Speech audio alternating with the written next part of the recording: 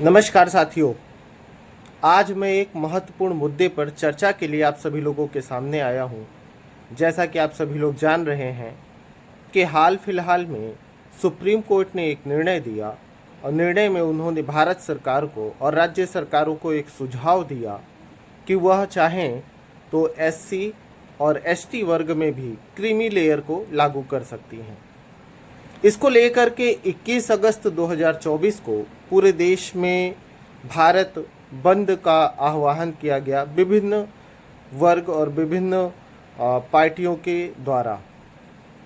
इसमें हमारे भाई बंधु ग्रामीण क्षेत्र में, कस्बे क्षेत्र में और शहरी क्षेत्र में जो मौजूद रहे, उन्होंने भारत बंद के इस आंदोलन को अपना समर्थन देने का कार्य किया। लेकिन मैं आप सभी से यह पूछना चाहूँगा, खास करके मेरे एससी वर्ग यानी हरिजन वर्ग और एसटी वर्ग यानी जनजातीय समुदाय के विभिन्न वर्गों से मेरा एक प्रश्न है जिसका मैं आप सभी से उत्तर चाहूँगा कि क्या वास्तविकता में आप लोगों ने सुप्रीम कोर्ट के उस सुझाव को जानने का प्रयास किया कि क्या है सुप्रीम कोर्ट का सुझाव।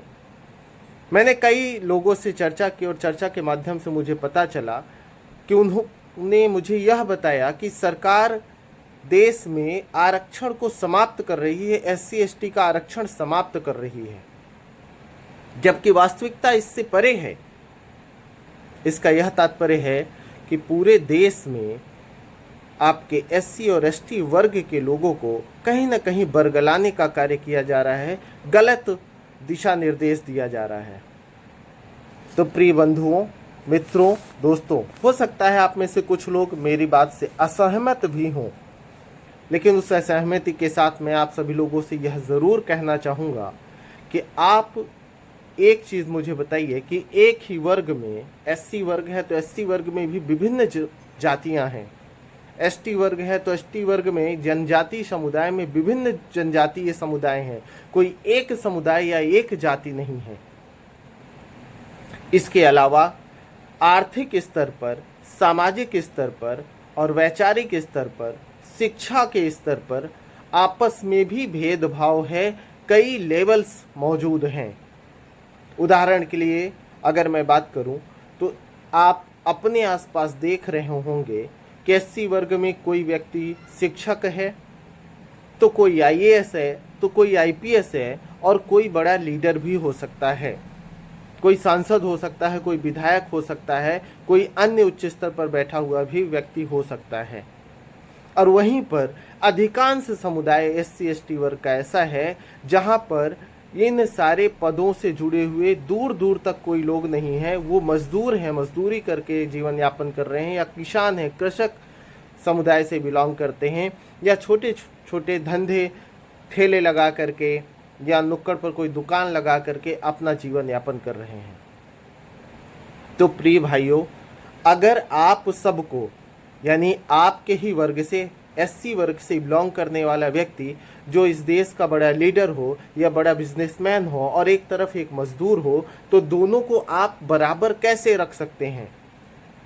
आप खुद अनुमान लगाइए कि अगर आपके ही वर्ग, आपकी ही जाति का एक आईएएस ऑफिसर हो जाए या एक उद्योगपति हो जाए, तो सामान्य रूप में अगर किसी भी स्थान पर आरक्षण मिलता है, कोई भी वैकेंसी आती है, भारत सरकार या राज्य सरकार के अंतर्गत कोई भी पद आता है, उस पद पर आरक्षण का लाभ आपके वर्ग में उन वंचित लोगों को मिलना चाहिए जो अभी तक सुविधा से हीन है, जिनके घर में शिक्षा नहीं है, रोजगार नहीं है, मजदूरी करके जीवन यापन कर रहे हैं, जीवन स्तर जिनका बेहतर नहीं है, यानी जिनका 8 लाख, 10 लाख या 15 लाख रुपए वार्षिक से कम है, उन्हें उन सुविधाओं का लाभ मिलना चाहिए, ना कि उस व्यक्ति को मिलना चाहिए जो रईस है, करोड़पति है, या जिसके घर में 2-4 आईएएस मौजूद हैं या कोई बड़ा लीडर है, उनको मिलना चाहिए। तो मेरे मित्रों, मेरे बंधुओं और साथियों, खास करके विद्यार्थियों, आप इस चीज़ को जागरूकता के साथ समझें कि इसमें एक बहुसंख्यक समुदाय का लाभ है। अगर आपके वर्ग में क्रीमी लेयर लागू होता है तो निश्चित रूप से जिन लोगों को अभी तक कोई भी सुविधाओं का लाभ नहीं मिला है, जिन लोगों को किसी भी प्रकार का कोई आरक्षण का लाभ अभी तक नहीं मिला है, किसी भी सरकारी पद पर, सरकारी नौकरी में कहीं आरक्षण का लाभ नहीं मिला पाया है, या जिनके पास आर्थिक आधार पर बहुत संपन्नता नहीं है, उन लोगों को लाभ मिलेगा। अन्यथा आपकी ही सीट, आपके अधिकार की सीट आपके ही वर्ग का वह व्यक्ति ले जाएगा जिसे इसकी आवश्यकता नहीं है। कोई लीडर हो, कोई उद्योगपति हो, कोई बिजनेसमैन हो, या किसी भी राज्य का प्रमुख सचिव हो, आईएएस हो, अपर लेवल का क्लास 1 ऑफिसर्स हो, वो उन सुविधाओं का लाभ ले जाएगा और आपका अधिकार, आपका हक आपसे अलग हो जाएगा। तो मेरा आप सबसे एक निवेदन है कि आरक्षण इस देश में सामान्य रूप में तब तक समाप्त नहीं किया जा सकता है जब तक समानता की भावना आए, जब तक समानता की भावना ना आए, हम सभी लोग इक्वल ना हो। क्योंकि हमारे संविधान में ही शुरू में कहा गया है कि हर व्यक्ति को आपका गरिमापूर्ण जीवन की बात किया गया है, कि हर व्यक्ति को आर्थिक स्वतंत्रता है, सामाजिक स्वतंत्रता है, साथ के साथ अगर बात किया जाए तो राजनैतिक स्वतंत्रता है। तो इस स्वतंत्रता के साथ गरिमापूर्ण जीवन और समानता के अवसर की बात किया गया है। तो आप सभी लोगों को समानता पर लाने के लिए मेरा निवेदन है कि इस हर एक पहलुओं पर प्रमुख रूप से विचार करिए। किसी भी व्यक्ति या किसी भी व्यक्ति विशेष के कहने पर ना करके आप अपने वैचारिक आधार पर अपना विचार रखिए और फिर आगे बढ़िए किसी भी मुद्दे पर। मेरा मानना है कि हर स्तर पर अगर सुविधाओं का लाभ निचले तबके तक जाएगा तभी बेहतर तरीके से भारत का विकास होगा। क्योंकि एससी वर्ग और एसटी वर्ग में भी बहुत सारे ऐसे जनजातीय और हरिजन समुदाय हैं, ऐसी जातियां हैं जिनको अभी तक बिल्कुल भी लाभ नहीं मिला है, वंचित वर्ग के रूप में वो आते हैं। उन वंचित वर्गों को, मेरे उन भाइयों को, बहनों को, बंधुओं को लाभ मिलना चाहिए इस चीज़ का। तो इन सारी बातों को विशेष रूप से विचार करने के उपरांत ही आप किसी के बहकावे में या किसी के कहने पर आएँ। साथ के साथ मैं इस देश के संसद के अंदर बैठे हुए, आपके प्रतिनिधित्व के रूप में बैठे हुए उन सांसदों से यह निवेदन ज़रूर करना चाहूँगा और सरकार से निवेदन करना चाहूँगा कि आप गरीब व्यक्ति के लिए, गरीब तबके के लिए जो बेहतर है वही करने का प्रयास करें। किसी के दबाव में ना आए, हर एक वर्ग को जागरूक करें, उन्हें उनके अधिकारों के बारे में बताएं और अधिकारों के बारे में बताने के बाद एक एक पहलुओं को समझाएं। क्योंकि हमारे यहाँ साक्षरता दर तो बढ़ चुकी है लेकिन शिक्षित व्यक्तियों की संख्या कम है। अपनी बातों को, अपने अधिकारों को लोग समझ नहीं पाते हैं, जान नहीं पाते हैं। तो उन्हें समझाने का प्रयास किया जाए और समझा करके उनके हित के लिए जो बेहतर हो वह कार्य किया जाए, जिससे इस देश का विकास हो सके। निचला से निचला व्यक्ति भी जो किसी भी वर्ग से बिलोंग करता हो उसको उस आरक्षण का उचित लाभ मिल सके, ना कि किसी एक वर्ग और धनी लोगों के हाथ में भी आरक्षण पहुंच जाए। धनी लोगों के हाथ और आर्थिक संपन्न लोगों के हाथ में किसी भी प्रकार से संपूर्ण आरक्षण नहीं पहुंचना चाहिए। आरक्षण का लाभ वंचित तबके को मिलना आवश्यक है।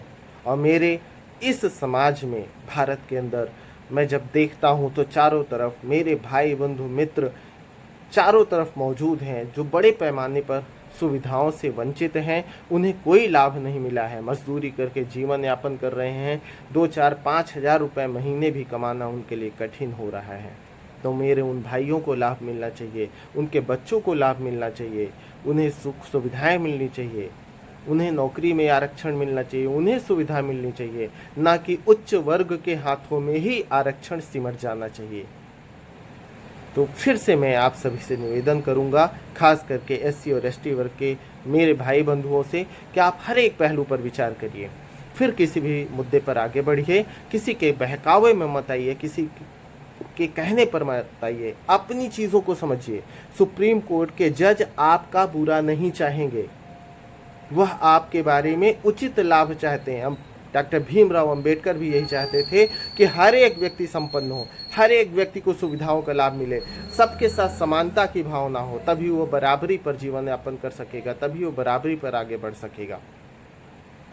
तो डॉक्टर भीमराव अंबेडकर के एक एक शब्दों के आधार पर आप अपने अधिकारों के लिए जागरूक जरूर रहिए, लेकिन यह ध्यान रखिए कि ऐसा ना हो कि आपका कोई प्रयोग करे, केवल आपका यूज़ करे और आपको सही बात ना समझाए और आपसे आपके अधिकारों को छीन करके किसी अन्य व्यक्ति को देने का प्रयास करे।